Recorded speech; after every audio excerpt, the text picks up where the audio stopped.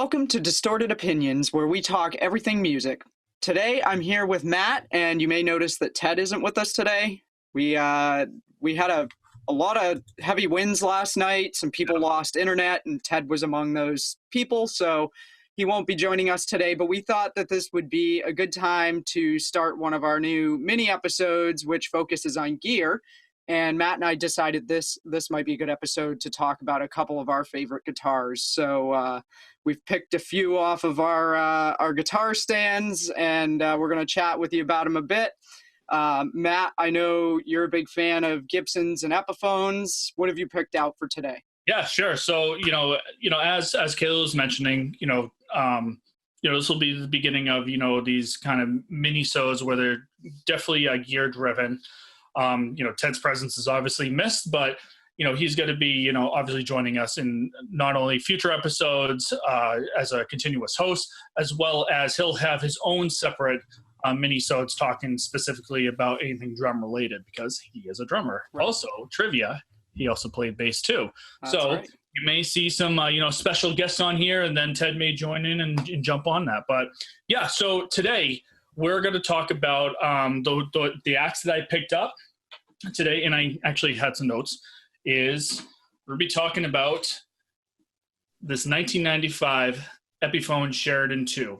And actually, let me go ahead and get some notes pulled up. So, this is a really great, great guitar. It's my whole family has grown up with, semi-hollows.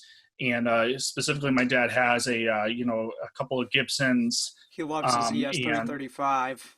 Yep, his Gibson 335. Owning a Gibson 345 as well. So growing up, and seeing these guitars really driven me later on down the road as a guitar guy to really go ahead and own my own semi-hollow one day. So before jumping into that, let me tell you a little more about this guitar. So again, this is a 1995 Epiphone Sheraton 2. Originally, it was the Sheraton was introduced to the Epiphone lineup after Gibson took over the company in 1957. This specific one is made in Samet, Korea. So, and how we know that it was made from 95 is if you look in the back of the headstock, it starts with an S series, which stands for the Samet.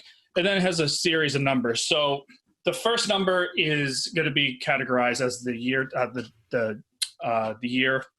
The second two numbers is going to be the month. So in which case we have 03. And then the last four digits is going to be the production number. So how many of these specific guitars have they made? Semi-hollow, it's a double cutaway with wood center block similar to the Gibson 335, ES 335 correction. The body is a laminated maple and mahogany center body. The neck is a hard maple, and the neck is hard maple, as well as it's what they also specify as 3 strips of walnut in it too. If you look on the actual neck itself, it's a rosewood fingerboard with mother of pearl and abalone inlays, and the headstock has the vine of life inlay. Originally, when these are produced, they are equipped with Epiphone Alnico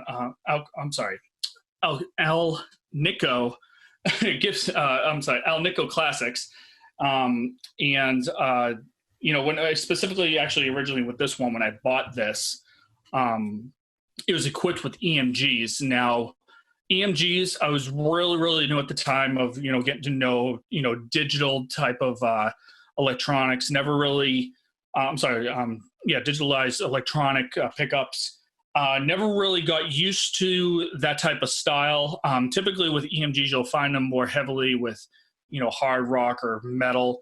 But when I first, found this guitar on Craigslist, it was actually, like I said, it was equipped with EMGs, and I just didn't feel like it fit the profile for this guitar as well as my style of playing. But that never goes to say that, you could put any type of pickups in any type of guitar, especially with semi-hollows. They're really universal. I mean, they're typically made for jazz and blues, but even, artists today like the Foo Fighters, okay, you see Dave Grohl playing a semi-hollow out in the open. And, it's just, it's really great to see, a very bounded type of guitar to really be versatile and everything.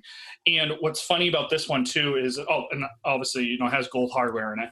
So when they first put this in, they actually had to go ahead and drill into the back of this plate. So normally these are all flat faced, okay, but because they had to put digitalized pickups in it, they actually had to drill into the body. So if there's anything that kind of was like, all right, well, I'll let it slide. Normally I would have just forgotten about this.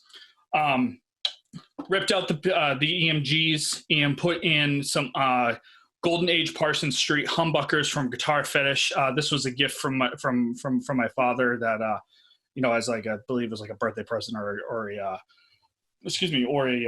Christmas present. But it's phenomenal. It reminds me a lot of the Gibson 57s, and just has a nice warm tone. So definitely made it a little more smoother with this too. The weight, it's got a little bit of weight. It's about 9 pounds, 4.8 ounces. And the finish is Alpine white. So, of course, this came out in 95. So this is, about, 25 years old. Okay. This is now turned into almost like a vintage cream color now too. So that's what's really unique with guitars is that as more as they're being used and the more that they're, played, that they start to age. So other than that, this is a discontinued color. Okay, so really when I found this, and I found that there was a white Sheraton, because you typically see Sheratons now that are, black, wine red, sunburst, natural. You don't see them in white. So it really drove to be unique and say, wow, a white semi-hollow, never would have thought they would have seen it. So bought this puppy for $350 and switching out the humbuckers for, regular size humbuckers that fit my profile. Yeah, it was definitely a steal. And, I gigged with this puppy for, a few times. I have a couple pictures that, I'll throw up on the website someday of playing this. And the other thing too is normally Sheratons have a unique type of pick guard where it's more like, it's almost like if you take the number 8 and you split it in half, that's the type of pick guard that you have. But again, I was very inspired by the 335 style. So I went ahead and we got a 335 pick guard with that Epiphone comes out, which Epiphone has their own 335 styles. If there's any type of a dream guitar, this was kind of like a guitar that really wanted to settle for a while. Definitely something that's going to be in the family for a while. If my son picks it up one day, that, it'll be handed down to him. But if there's any type of a dream guitar that I really want as far as a semi-hollow style, it would have to be a Gibson 335 block neck, but in walnut, or maybe like that dark chocolate color. Either a reissue or a 70s style guitar. But I mean, not to lie, they're definitely big bucks nowadays. I think the latest one I saw was like a 1973 335 block neck walnut, and it was for like $4,800. Wow. And I'm just like, wow, that's I mean, if you're Gibson, it's an investment in itself, so if you buy one, I mean, that's great. I mean, the older they get, the more profitable they become. But for now, this is my puppy. This is my baby for a while. And, if there's anything, it's, I was really, really happy to see that this was on Craigslist one day, $350. It was, and I usually set up originally, I'm sorry, going back, and normally I was so used to playing with Ernie Ball Super Slinkies, which are 9s. But now I've switched my profile to playing with 10s. So for those that are familiar with Ernie Ball type of strings, those would be considered the regular Slinky, like regular Slinky strings. But on that, this is the guitar. So again, 1995 Epiphone Sheraton 2, and yeah, so that's my axe for today. Awesome. Yeah, I feel you on the issue with the EMGs. I have a Randy Rhodes, a Jackson Randy Rhodes V, and the pickups that came in that were not they were not good. I ended up swapping them out for EMG, a 60 and 81 set. Oh yeah. And the problem was, like with most guitars that don't come with active pickups, there isn't a place for them. So you have to make room somewhere in the compartment in where all the other components are. And luckily, I didn't have to have any holes drilled into that. Oh, that's Um, yeah, the next guitar I'm gonna put a set of EMGs into is actually the Fender Strat that's behind me here. I Oh, okay. Yep. have I have a set of Kirk Hammett EMG 81s that came pre-wired in a pick guard. So I actually got that guitar specifically to put those 81s into, and the biggest issue is going to be figuring out the battery because I don't want to have to drill a hole into the compartment unless we can find a way, or into the guitar, unless we can find a way to do it right and not have to keep. I'm not looking forward to the idea of having to take the pick guard off every time I have to change To the change the battery on it. battery. Yeah, Yeah. so that's going to be the downside. But I actually, that's not. I picked a different guitar to talk about today. Sure, sure. I'm going to talk about my Parker Fly, which is behind me. Awesome, awesome. Um, And Kayla, if you don't mind me, before we write star one, I forgot yeah. to, accidentally, tell you that, today's artist that used the Epiphone Sheraton is, John Lee Hooker was infamous for using the Epiphone Sheraton, as well as the band Oasis. Noel Gallagher has his own signature Epiphone out there, and I believe it's called the Union Jack. So it's a semi hollow that has the Union Jack flag, Okay.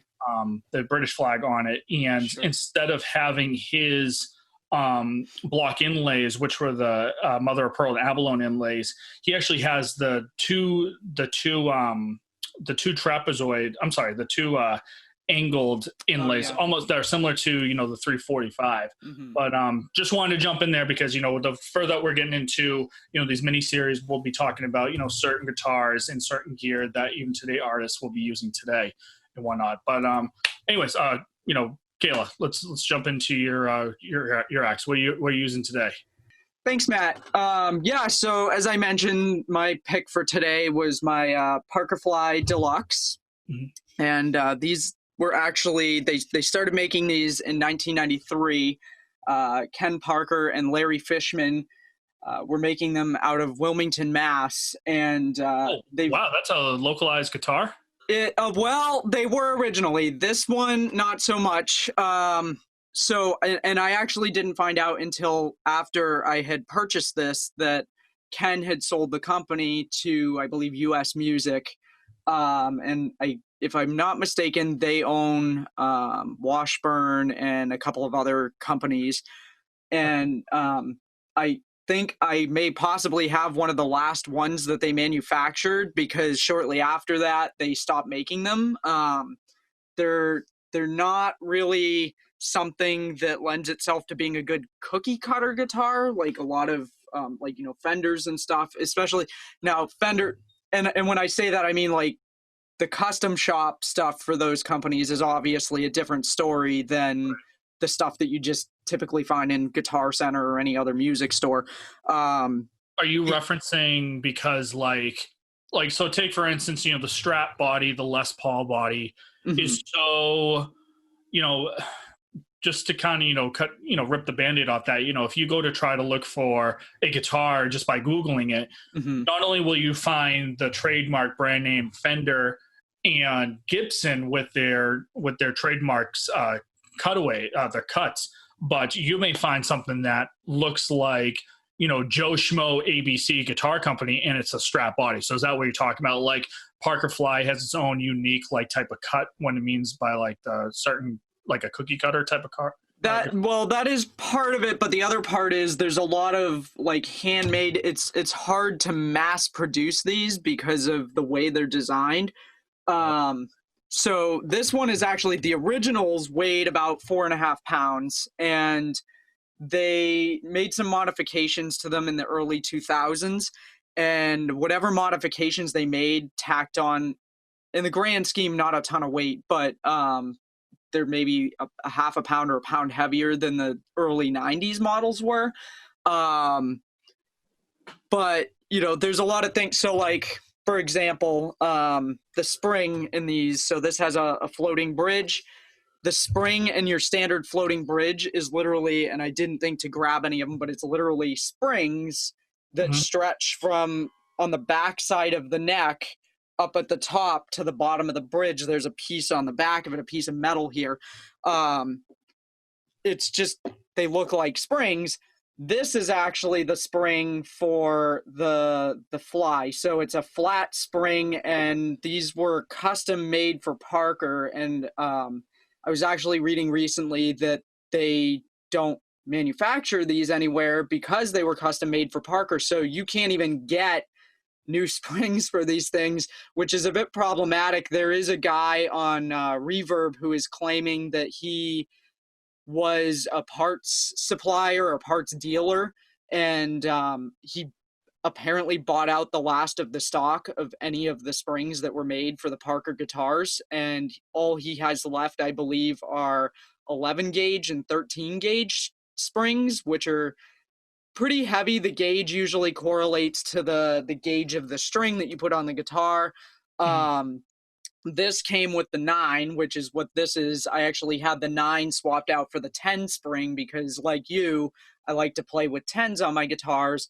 And I was told by the luthier that I brought it to that I probably would have been okay to put 10s on it with the 9 spring, but I wouldn't have been able to put 11s on it with the 9 spring. And I can't imagine ever putting anything quite that heavy on my guitars. But the fact of the matter is, apparently this 9 spring is worth like boku bucks right now because people can't get replacements, and they wear after a lot of heavy playing.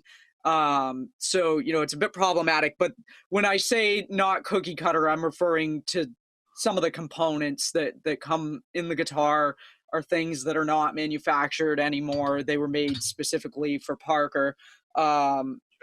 The pickups, I think, even in the earlier ones, and don't quote me on this because I don't know for sure, but I think the earlier models actually had custom DiMarzio pickups in them that were a certain thickness, because you can see, not from that side so much, but this side, they're a very thin guitar. And so, my understanding is the model I have now, which is a more recent model, just has standard size DiMarzio pickups, but the originals did not. They were custom made for Parker.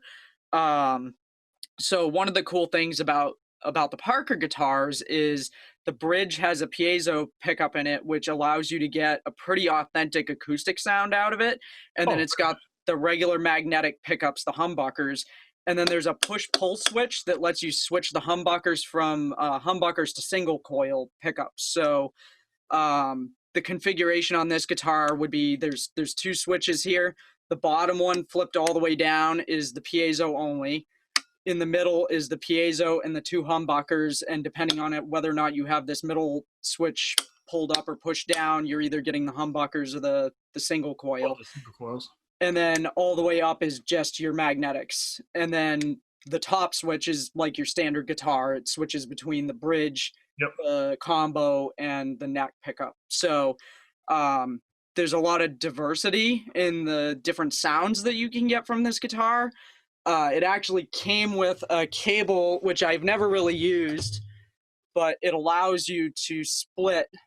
So there's a red and a white, and if I had an acoustic amp, it would allow me to plug into an acoustic and an electric amp and actually split the signal between the piezo and the magnetics. So acting as having a stereo option versus just a mono option. Pretty much. That's great. Yeah. Well, I never knew that the Parker Fly's bridge was also pretty much a hidden. It's pretty much like a hidden pickup, and then you could play, you could play like folky stuff on a Parker Fly. Wow. Yeah, absolutely. And there are a lot of different guitar players over the years who have played these things. And I had mentioned in the pilot episode, my song of the week, that episode was Fish to LA by Dave Martone. Dave Martone's a Canadian guitarist who plays a number of different Parker guitars, and his style is kind of all over the place. So you'll hear him on all of his albums playing anything from kind of a metal sound to a bluesy sound to some of his stuff is almost like country folk style, Mm. and he's utilizing that piezo pickup in the bridge to get that sound. Presumably, I can't speak with any certainty, but I assume that that's what he's doing. But it's, like I said, there's a lot of diversity in the sound of them because you can do so many different combinations of pickups in it, and it's very thin, as I mentioned. Oh, and one of the things, so these are not EMGs, but they are active. Well, actually, I don't know. I don't know if these are active. I think it might be the piezo that's powered by a battery, but you can actually see there's a built-in battery compartment in the back here. So this makes it really easy to swap out the 9-volt battery that's in there. So, like I said, if I'm going to play a guitar that's got active pickups or requires a battery for any reason, I'd prefer that it have a compartment built into it that allows that, so I don't have to keep pulling the pick guard or anything on the back off of it. They've also made it pretty easy to access if you need to adjust the height of the bridge for any reason. You don't even have to open the back. You can just stick the tool right in. It might be kind of hard to see in the lighting. And you can also, I believe, and I've never tried this, but you can actually change the bridge so that it can either go both directions like a standard floating bridge. It can go one direction only, or it can be a fixed bridge. So depending on which way you turn the wheel that's kind of hidden in here. And I think the original models actually had the wheel was exposed on the front, and you could just turn that wheel and it did the same thing. And there may be some Parker people who may watch this and crucify me because I may be getting some of the details wrong. But like I said, I haven't messed with that wheel, so I don't really know the specifics of it. I just know that you can make adjustments to make it not be a floating bridge if you don't like the floating bridge Right. style.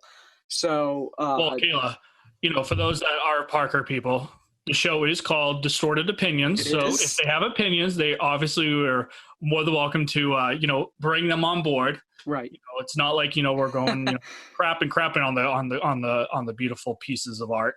Right. But, again, it's, hey, where we all have, that's the unique thing about being guitar player is that, everyone has its own style. But that could be a whole nother episode. But sure. I noticed on the Parker Fly that the neck is that rosewood? No, so this is actually, I believe, carbon fiber.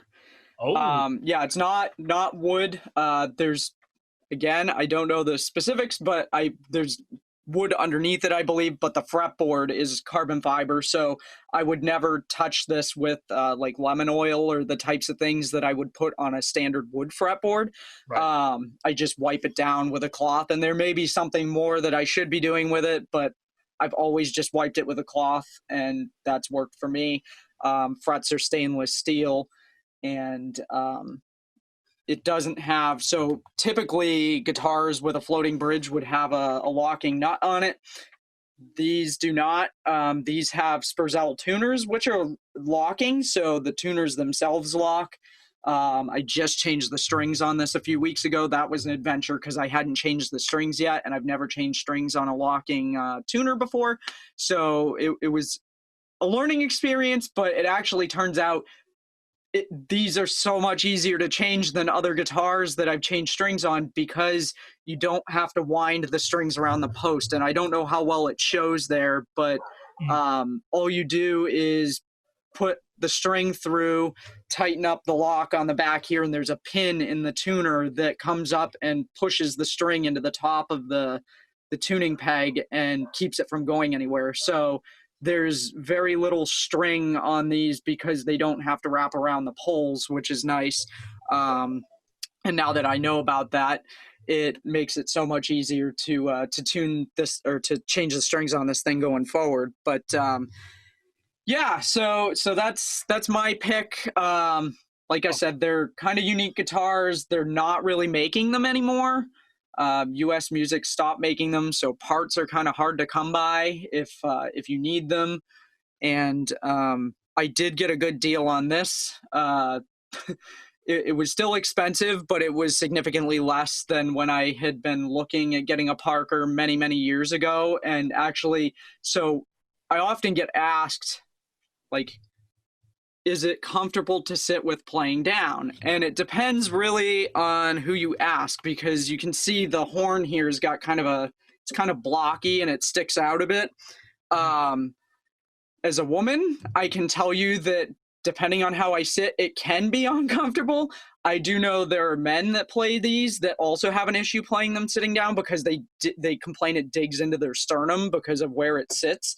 That's actually part of the reason years ago when I wanted one of these. I've been wanting one of these since the early 2000s, and I kind of decided against it because I played one in a store, and at the time I was playing mostly sitting down, and I found it really uncomfortable as a woman to play one of these things sitting down. And I was like, yeah, no, I actually don't think this is the guitar for me. And then I kind of started looking at them again. I'm like, yeah, I really want one. And at a certain point, I stopped playing down and stopped sitting down when I played standing up more. And playing standing up is different than playing sitting down. The guitar sits in a different place. So, you know, I was at a point where I was mostly standing up when I played, and my dad had gotten a guitar through Sweetwater. He got a really good deal on it. He was like, you should call up this guy at Sweetwater. He might be able to get you a good deal on one of these. So I gave him a call, and I got this for right around $2,000, which is significantly cheaper than they did cost back in the day.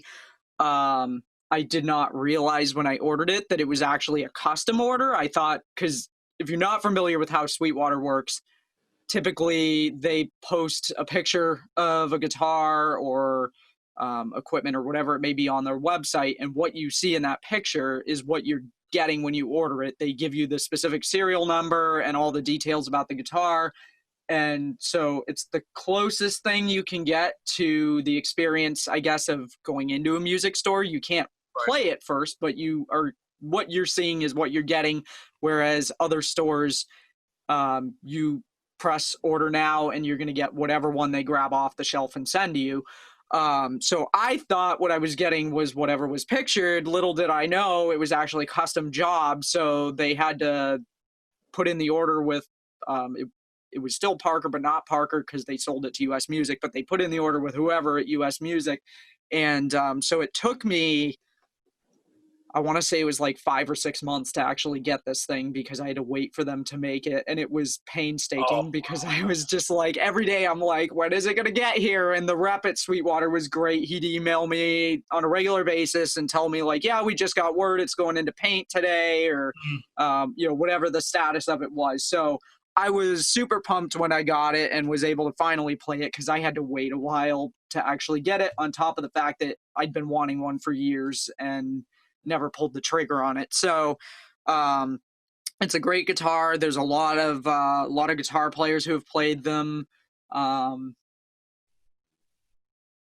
Yeah, that's pretty much it. It's really one of those deals you kind of have to experience it to get the full gist of them, and they're an acquired taste. I know there are people that don't like them. They don't like the look of them.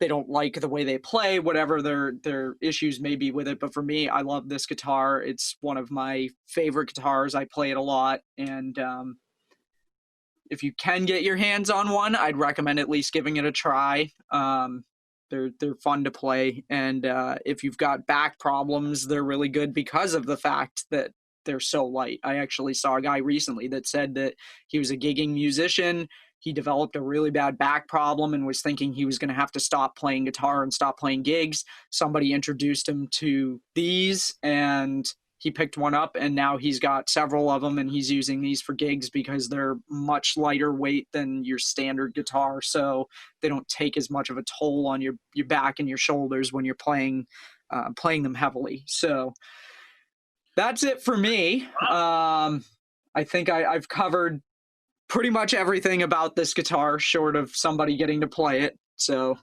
pretty nifty. And Kayla, I know that when in previous episodes, when we had 10 on the regular episodes, that we've mentioned and referenced that we all get together and do our jam sessions. And I know that you brought that Parker Fly, and ladies and gentlemen, there's no lie that the tonage out of that Parker Fly is very amazing. So yeah, if you could definitely get your hands on a Parker Fly, obviously we have two guitar people that the ins and the outs of specs, look into it, because I'm sure not only is Parker Fly a highly popularized brand name, but it's also an investment too. So when you're putting the money in, again, like Gibson, and other products out there too, other brand names there that you put the money in, it's an investment later on down the road. Right. But other than that, I believe that concludes our mini-sode. Tell us what your guitar is for today's episode. We'd love to know what type of axes you guys play, what type of sound you guys play, and even the stories behind it. So after this, reach out to us. We're going to be having plenty of these, later on down the road. If you would like to be a guest on our show, obviously, Kayla, I, or Ted, we're very, very responsive. So reach out to us, and we'd love to have you on the show and talk more about guitars. Other than that, like I said, this concludes today's episode. Thanks for watching, everybody. And you can always send us an email at distortedopinionsshow@gmail.com. And you can follow us on Facebook for extras and updates on future shows. We'll see you next time. Thanks for tuning in. See you later.